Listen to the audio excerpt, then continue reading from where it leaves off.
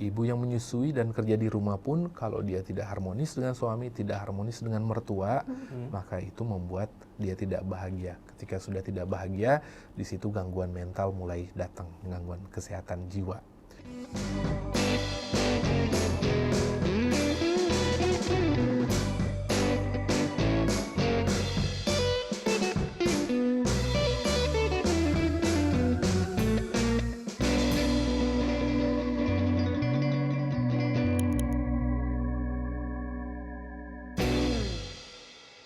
Halo Sobat Nadir, balik lagi ke Nadir Podcast. Saya Rira. Saya Moti. Kalau biasanya di episode Nadir Podcast kita mendengarkan pengalaman lost point dan juga kesepian dari para bintang tamu, kali ini kita kedatangan seorang dokter Mira. Iya, episode kita hari ini adalah Episode episode Kata Pakar.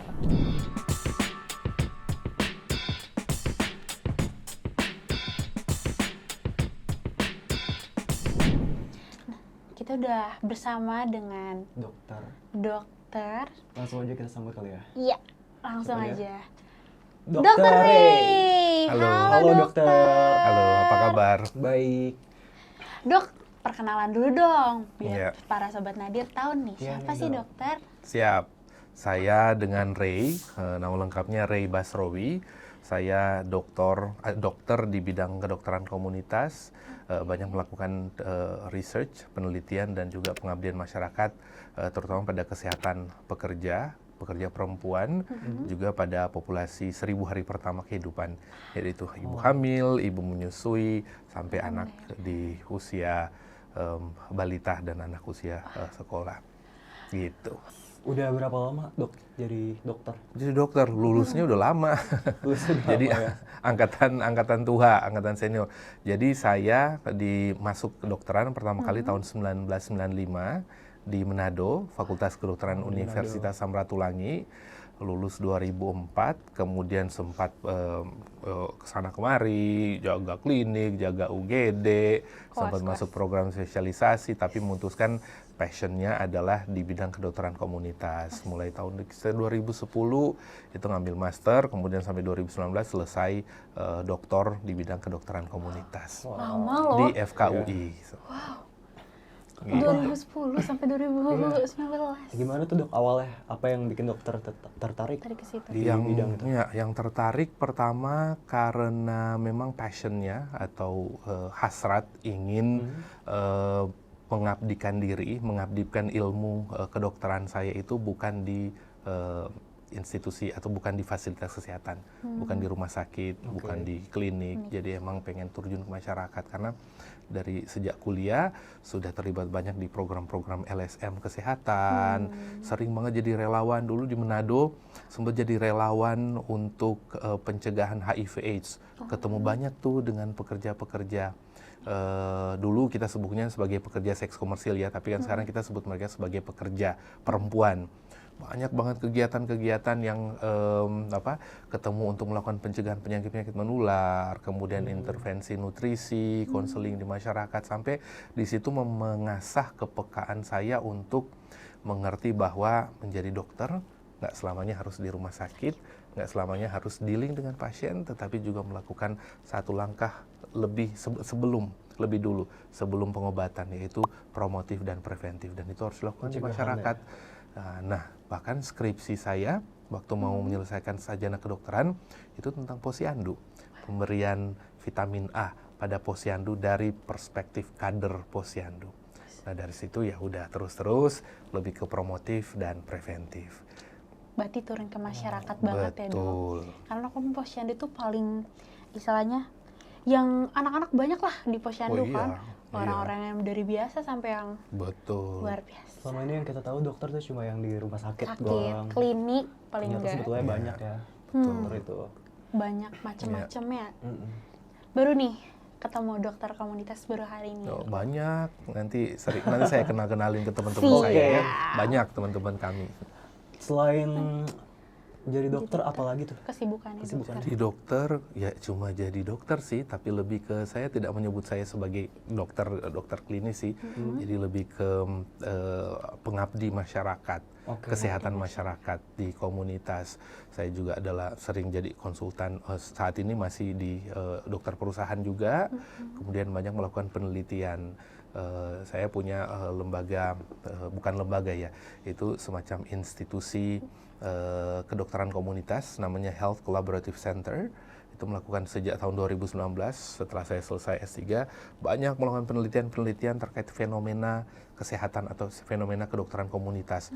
Mulai tentang stunting, bagaimana orang melihat stunting, jadi bukan pada aspek medisnya tetapi pemahaman dan pemaknaan, terus tentang anemia, tentang pekerja perempuan, kesehatan, laktasi, dan juga ada tentang perlakuan-perlakuan seperti health belief model, melihatnya bagaimana perlakuan orang di jalan raya, bagaimana perlakuan pekerja perempuan di pabrik pada waktu proses menyusui dan lain sebagainya.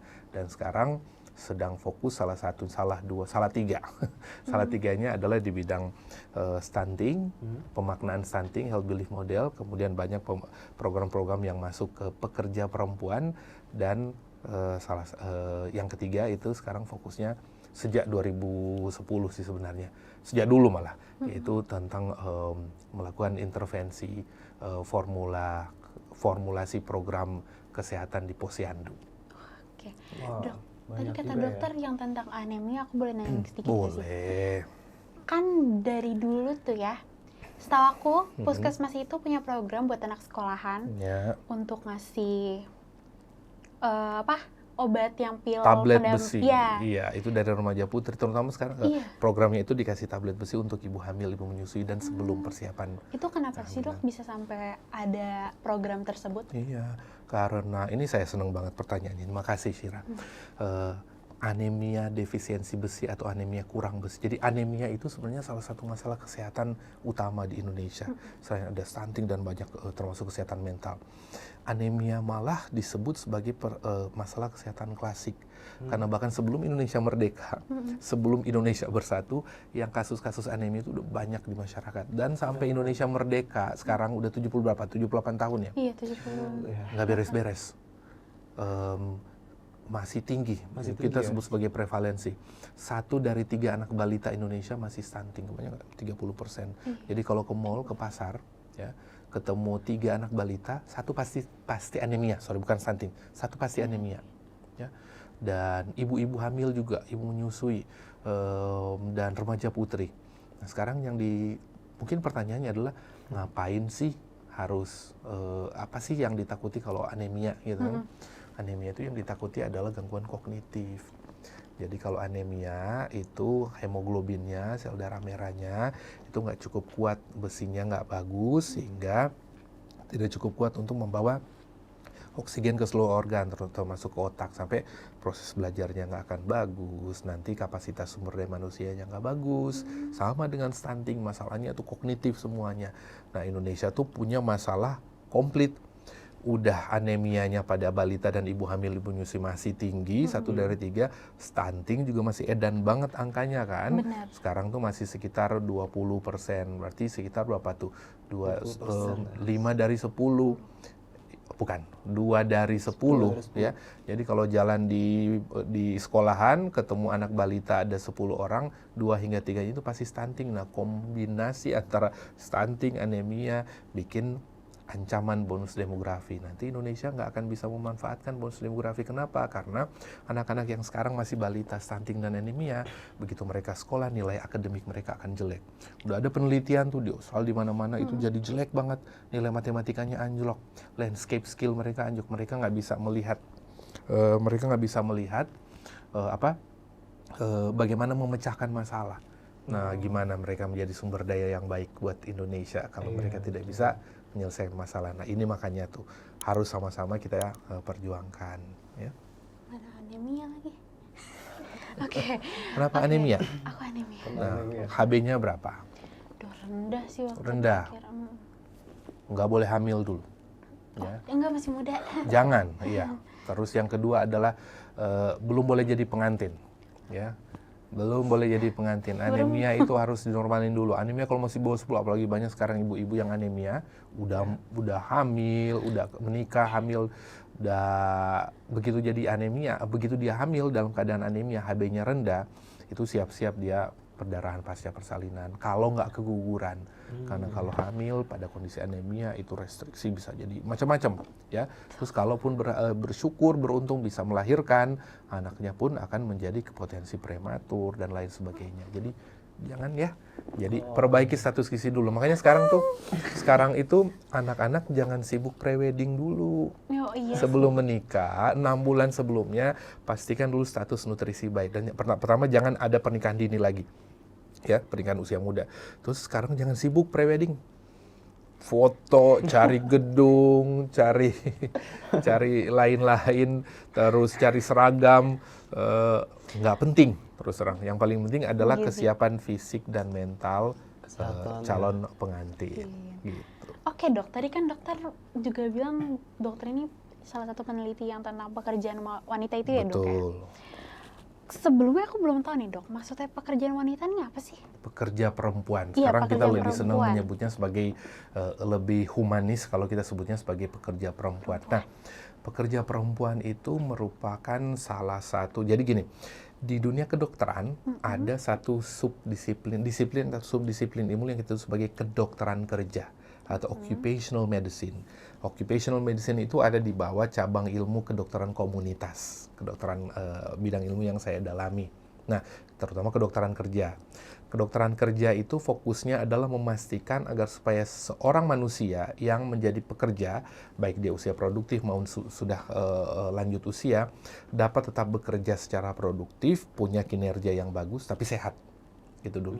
Jadi nggak boleh karena pekerjaan kemudian resiko kecelakaan, resiko sakit karena pekerjaan. Jadi dia mungkin gajinya bagus, tapi dia tidak baik untuk dirinya sendiri, untuk kesehatan dirinya. Nggak boleh. Nah, itu prinsip kedokteran kerja. Nah, di kedokteran kerja itu ada semacam cabang-cabang kajian yang khusus pada kajian kedokteran kesehatan pekerja perempuan. Kenapa pekerja perempuan itu penting? Karena satu, pekerja perempuan itu dikaruniakan sistem metabolisme, biologi, sistem reproduksi yang unik, ya kan?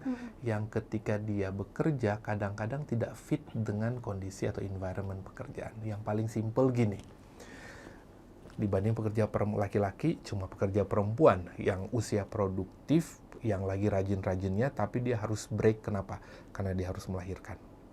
Ya. Pekerja pria, pekerja laki-laki tidak akan ada tuh istirahat haid, ya kan?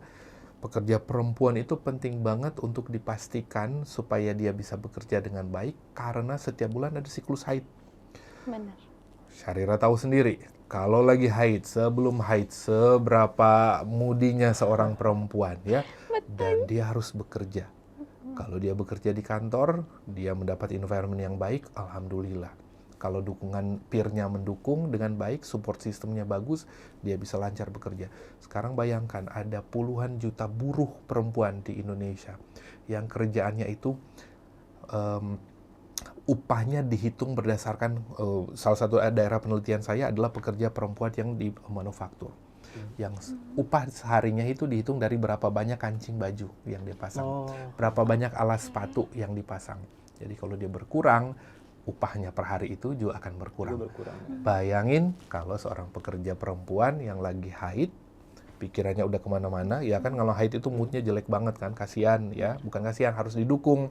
Terus dia harus mengerjakan pekerjaan-pekerjaan yang super detail. Nah, itu tuh ada konflik mental, konflik jiwa yang nggak mudah, yang nggak bisa dirasakan oleh kita. Ya Moti ya, kita nggak akan ngerti nih. Nah, kebayang nggak mereka harus bekerja dan harus mengkompensasi pergolakan jiwa mereka. Di saat yang bersamaan begitu mereka balik, ada keluarga di rumah, ada suami, ada orang tua, ada mertua kalau dia menikah, yang kemudian harus, nah itu sebabnya penting banget untuk punya formula yang pas, formula yang bagus untuk mendukung kesehatan pekerja perempuan. Supaya nggak stres, tapi tetap produktif dan harus sehat, gitu. Termasuk ya kan kalau misalkan lagi haid itu sakit banget kan dok, beberapa orang. Banyak, kebanyakan orang, Yes. ya, pasti kan Hampir semua kan? sakit, terus moodnya itu pernah ada video yang bagus banget yang dibuat oleh John Hopkins University Public Health School of Public Health. Dia tuh bikin, dan saya lihat ada beberapa di sosial media. Perempuan yang lagi haid tuh kesannya kayak gini, dia lagi makan di dalam ruangan kayak kita sendiri, terus dia tuh kayaknya kehujanan sendiri. Kebayang nggak? Oh iya, kebayang. Iya kan, itu perasaannya begitu. Jadi antara mau kesel, antara mau nangis, dan di saat yang bersamaan dia tetap harus bekerja. Dia harus dealing dengan bosnya dia yang mungkin rese, ya kan. Dia harus dealing dengan, kalau dia buruh, dengan mandor yang mungkin sangat ketat. Nyuruh dia harus kerja dan fokus. Kebayang nggak? Ya, nggak bisa bayangin kita. Coba Syarira, cuma ibu-ibu kita, cuma teman-teman kita yang bisa ngebayangin itu. Nah, tugas kita sini adalah bikin formula model promosi yang pas supaya mereka bisa tetap sehat, tetap produktif, dan tetap mendapat dukungan yang baik. Dan itu baru siklus haid.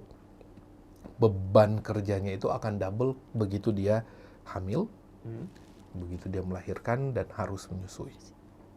Double, triple, fourth, jauh lebih besar. Ngurus Dan anak berlipat aja seumur ganda. hidup, Dok. Ngurus anak seumur hidup dan tetap harus kerja. Jadi perempuan yang bekerja sambil ngurus keluarga itu lebih mudah mengalami gangguan mental gitu ya. Betul, gangguan jiwa, ya. Stres. Betul. Nah, kan dokter komunitas nih, Dok. Mhm. Nah, itu perhatian dokter lebih kemana ya, Dok? Ya. Pekerja wanitanya di pabrik kah, di kantor kah, atau di Rumah. Ya, atau gimana? semua sebenarnya, tetapi kalau penelitian saya, penelitian yang terakhir itu yang, jadi saya tuh penelitian S3-nya bikin model promosi laktasi di tempat kerja.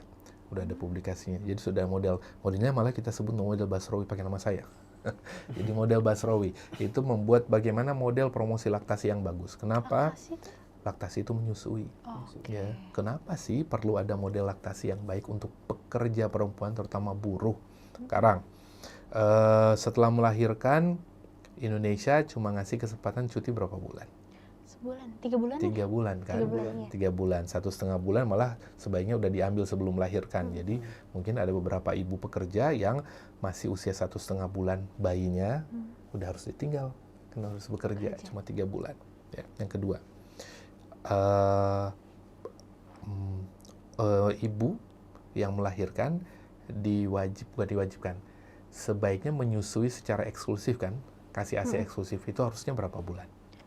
Si 2 tahun?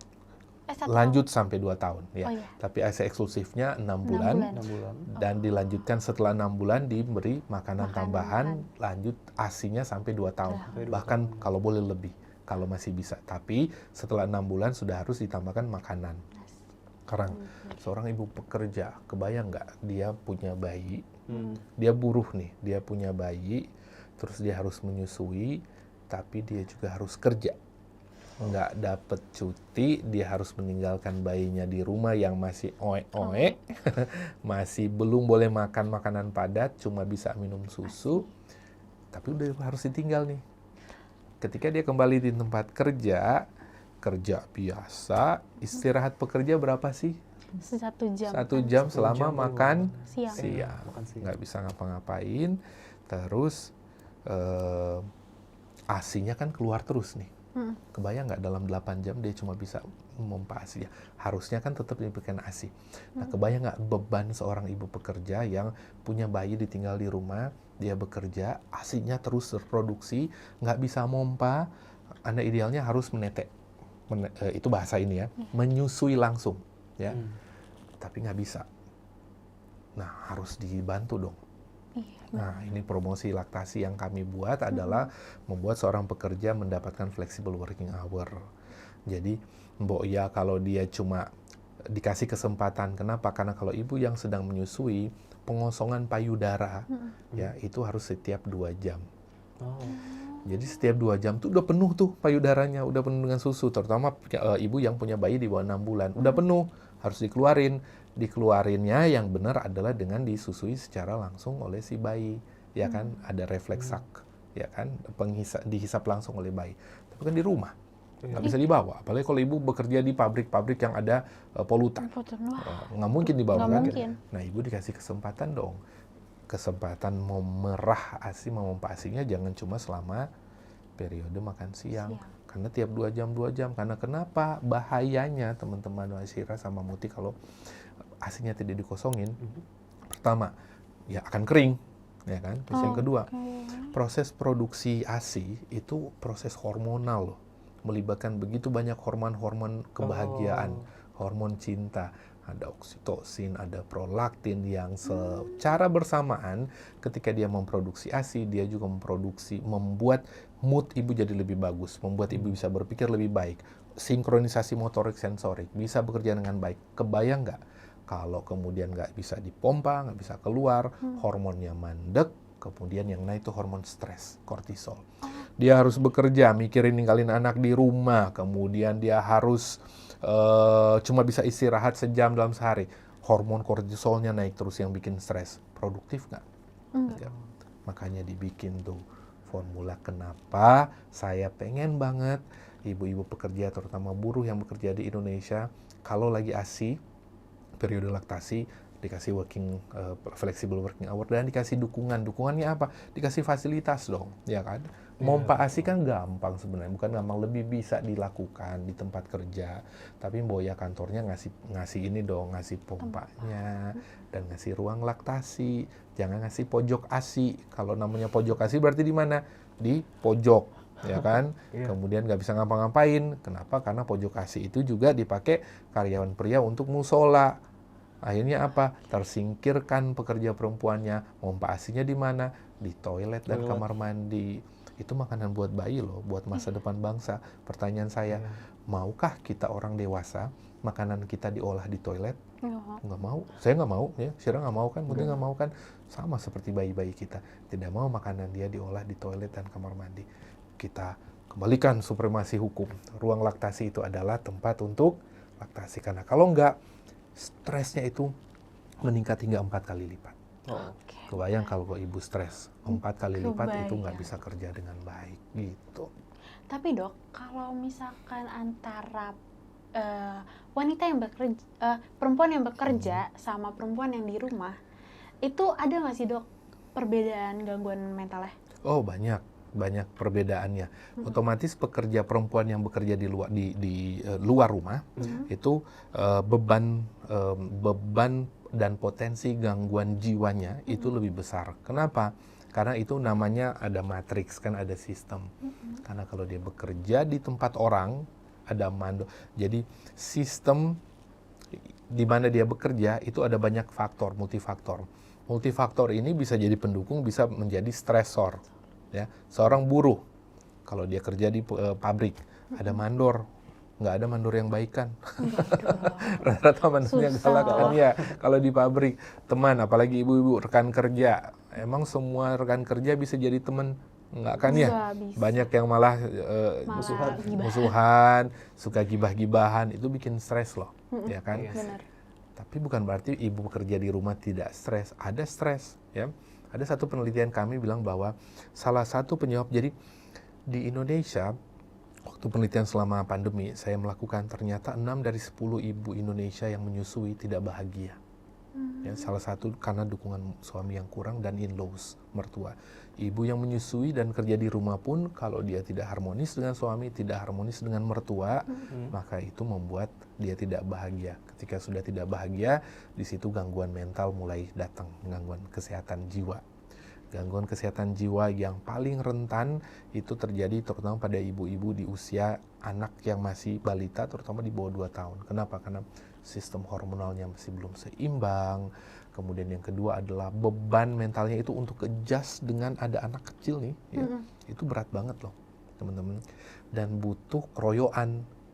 Keroyokan nomor 1 adalah harusnya dengan suami. Nah, ada penelitian tuh yang bilang suami di Indonesia itu tingkat partisipasi parentingnya tuh masih nggak bagus ternyata. Masih kurang. Penelitian memang bilang, bukan saya ya. Iya. Udah ada penelitinya nih. Iya, jadi memang, nah apa yang harus kita lakukan? Yang kita lakukan adalah mendukung sesimpel gitu. Dukungannya seperti apa? Banyak tuh di Google.